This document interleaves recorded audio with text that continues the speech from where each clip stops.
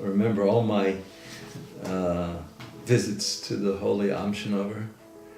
Once I went, my wife wasn't feeling well, and I went for Kriyas Torah, and I remember the Am Shenover just standing there. And when I told him that my wife wasn't feeling well, he went,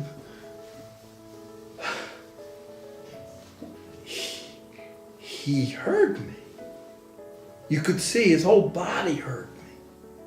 That's why people wait in line to talk to him. Because it's so healing to be heard by another person. We take it for granted. And it's a skill that needs to be learned. Most people, when they speak, they're used to the fact that the other person's not listening and just getting ready to rebuttal. Therefore, the first skill of communication is to show your spouse that you're listening. How does one show that you're listening? Facial expressions.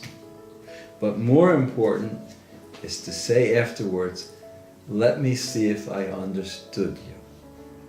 And so often, you'll find that they didn't get it right.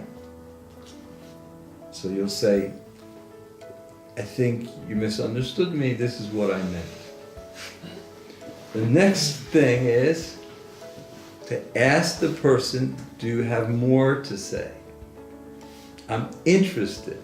It wasn't a burden for me to hear you. Do you have more to say?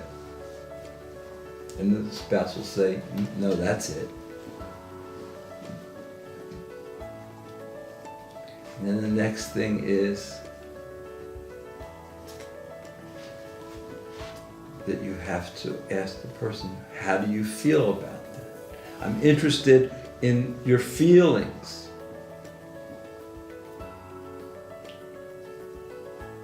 And then to empathize. And finally, to validate. Not that you're agreeing, but to validate that it's a valid way to feel.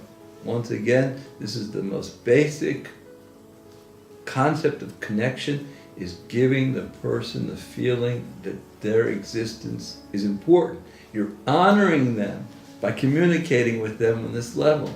It's a wonderful thing, and it really is the foundation of marriage. And if you start to heal yourself in the home, you'll start to realize that your conversation with everybody can be like this. You listen to people. It's hard. It's hard. But it's therapeutic for everyone, including the person listening, empathizing, validating.